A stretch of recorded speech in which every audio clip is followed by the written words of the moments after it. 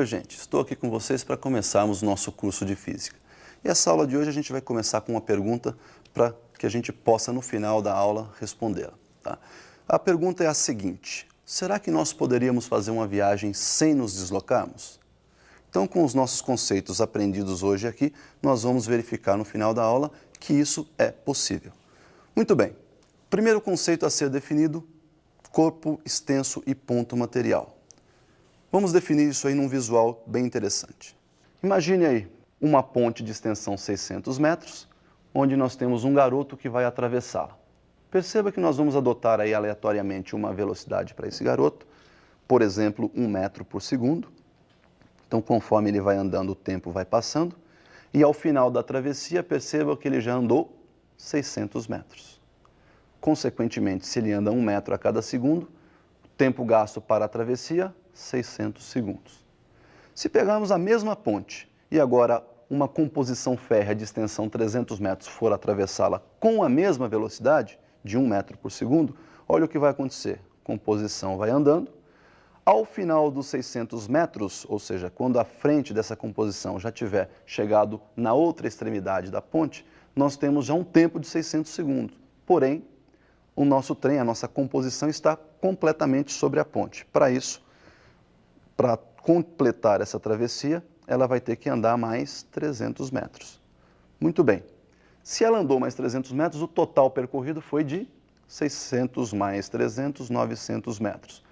Efetuando aí, então, uma travessia num espaço de 900 metros, ela vai gastar 900 segundos, 300 segundos a mais que o garoto, numa travessia de ponte de mesma extensão. Bom, como nós vimos então nos dois exemplos, o movimento do garoto, nós fizemos um equacionamento sem computar suas dimensões, porque elas são irrelevantes para o cálculo desse movimento, para o cálculo de sua velocidade, para o equacionamento desse movimento. Já no movimento do trem, nós tivemos que computar o seu tamanho, porque esse tamanho agora se torna relevante para o seu equacionamento. Então percebam que quando as dimensões de um corpo são desprezíveis com relação a todo o sistema que o envolve, essas dimensões não devem ser computadas no equacionamento de seu movimento. Esse, então, corpo é chamado ponto material. Já quando essas dimensões não podem ser desprezíveis, comparadas com o sistema que o envolve, quando comparadas com todo o equacionamento de seu movimento, esse corpo passa a ser chamado, então, corpo extenso. Percebam, então, que no nosso exemplo, o garoto era tratado, então, como um ponto material e o nosso trem tratado, então, naquele movimento como um corpo extenso. Nós vamos para uma segunda definição, que é uma definição um tanto quanto polêmica: movimento e repouso. Para isso, nós vamos ver aí um visual bastante interessante para não mais esquecer dessas definições. Olha aí, nós temos aí um ponto de ônibus onde as pessoas estão à espera do seu veículo de locomoção. Por ali está passando um táxi e dentro desse táxi nós temos o motorista e alguns passageiros. Se considerarmos que o ponto do ônibus é o referencial, ora esse táxi se aproxima, ora ele se afasta. Portanto, a sua distância até o referencial está se alterando. Consequentemente, em relação ao referencial ponto de ônibus, o táxi está em movimento. Se nós considerarmos que o referencial agora é o motorista do táxi, em relação ao motorista, um passageiro qualquer dentro do táxi mantém a mesma distância em relação ao motorista. Consequentemente, quando adotamos o motorista como referencial, qualquer passageiro do táxi está em repouso. E o ponto de ônibus agora? Perceba que a distância entre o motorista e o ponto se altera. Então, o ponto, mesmo estando fixo, para o motorista ele passa a estar em movimento. Se o referencial, então, se afasta ou se aproxima do corpo, aquele corpo está em movimento. Se o referencial se mantém a uma mesma distância do corpo, para aquele referencial o corpo está em repouso. Já definidos então movimento e repouso, nós vamos para uma outra definição, que é a definição de trajetória. Para definir a trajetória, nós vamos observar um exemplo. Observe então esse avião que está sobrevoando uma certa região, altitude constante, e nós vamos adotar aí dois observadores. O primeiro observador é o próprio piloto que está lá dentro do avião. O segundo observador é você que está aí em casa. Então veja o seguinte: quando esse avião abandona um certo corpo, esse corpo, ao perder a altitude, continua ainda se deslocando horizontalmente. E você que está aí em casa vai observar que a trajetória descrita por esse corpo abandonado é um arco de parábola. Já o piloto, Ao olhar para esse corpo, todas as vezes o observará logo abaixo da aeronave. Consequentemente, estará vendo aí uma trajetória retilínea, ou seja, uma reta vertical. Bom, duas conclusões daí. Primeira, que a trajetória é então o conjunto de posições que um corpo ocupa no decorrer do tempo. E a segunda é que a trajetória depende do referencial. Para você que está em casa, uma forma de trajetória, um formato de trajetória. Para o camarada que está lá, o piloto que está dentro do avião, a trajetória já tem outro formato. Então, definida a trajetória, nós vamos, para facilitar nosso estudo, subdividir essa trajetória em partes iguais. Então, vamos ver uma trajetória subdividida. Nós temos aí, então, olha lá, uma trajetória onde nós dividimos em partes iguais, são chamados marcos quilométricos. Adotamos uma origem, que é o marco zero. À direita da origem nós temos as posições positivas e à esquerda as posições negativas. Nós temos aí dois veículos, A e B. O A está a 3 km da origem, portanto à esquerda dessa origem, e o B a 3 km da origem, portanto à direita. Observe então que as distâncias são iguais, porém o posicionamento é diferenciado, uma vez que um está à esquerda, o outro está à direita. Então nós definimos espaço como sendo a medida algébrica, porque leva em consideração o sinal, que vai desde a origem até a posição do corpo que está sendo estudado. Portanto, o espaço ocupado pelo corpo A é menos 3 km e o espaço ocupado pelo corpo B é de mais 3 km. Uma outra definição importante aí é o espaço inicial. Não confundir a origem dos espaços com o espaço inicial. Tá? O espaço inicial é a posição de onde o corpo inicia o movimento. E todo movimento tem o seu início no instante t igual a zero. Então, espaço inicial é a posição que o corpo ocupa no tempo zero. Nós vamos agora definir a rapidez com que varia esse espaço. Para isso, nós vamos ver a definição da velocidade. Velocidade escalar média é a relação, então, entre o espaço, é a rapidez com que varia o espaço, né, medida no intervalo de tempo ΔT. Nós temos aí, então, espaço final menos espaço inicial, que é o nosso ΔS, e embaixo, tempo final menos tempo inicial, o nosso ΔT. Se formos falar de uma velocidade instantânea, uma velocidade escalar instantânea, nós devemos calculá-la num limite de tempo tendendo a zero. E esse limite é calculado através da derivada. Então, nós temos aí, olha, a velocidade é o limite de ΔS por ΔT, quando esse ΔT tende a zero, e esse limite, então, é calculado através da derivada. A derivada nós representamos por ds dt. Então, a velocidade é a derivada do espaço em função do tempo. Essa derivada nós vamos ver numa outra oportunidade. Agora, perceba que a rapidez com que varia essa velocidade também pode ser calculada. Como é que você calcula a rapidez com que varia a velocidade? Essa rapidez com que varia a velocidade nós chamamos de aceleração.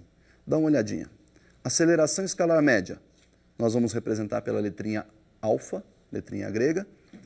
Alfa m, aceleração média, é a variação da velocidade por variação de tempo. V final menos V inicial sobre T final menos T inicial.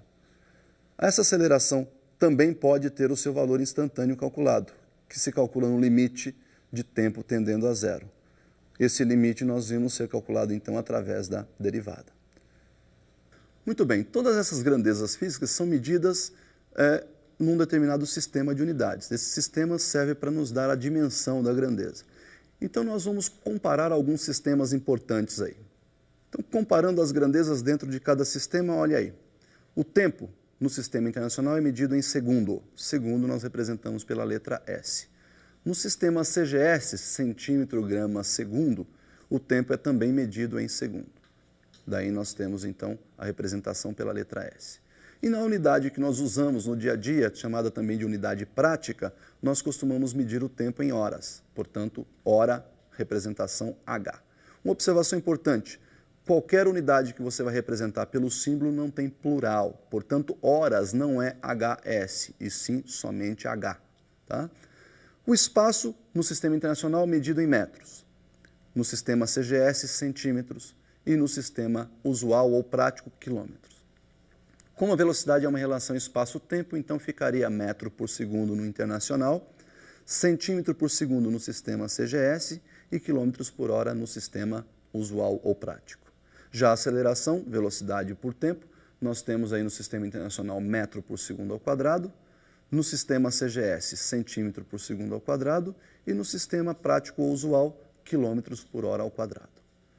Então, definidas essas unidades, não pense você que no vestibular vai estar tudo separado, né? Lá eles costumam dar uma misturada nos sistemas. Então, você precisa de aprender a transformar esses sistemas de um sistema para outro. Então, perceba uma transformação muito importante. 1 quilômetro por 1 hora. Todos nós sabemos que 1 quilômetro tem 1000 metros e que 1 hora tem 3.600 segundos.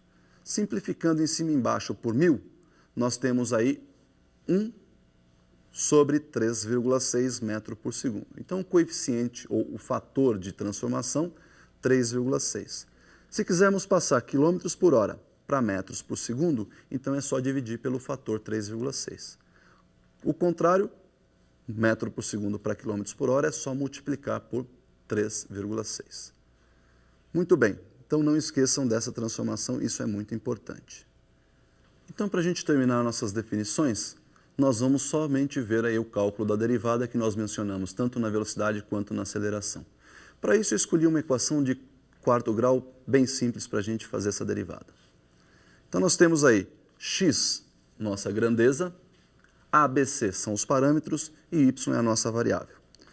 Para derivar essa equação, nós temos aí duas regras bem simples. A primeira regrinha é que o expoente da nossa variável desce multiplicando o parâmetro. E a segunda regrinha é que mantém-se a variável e subtrai-se 1 do expoente. Então, vamos fazer essa derivada. Olha lá, derivada de AY elevado à quarta.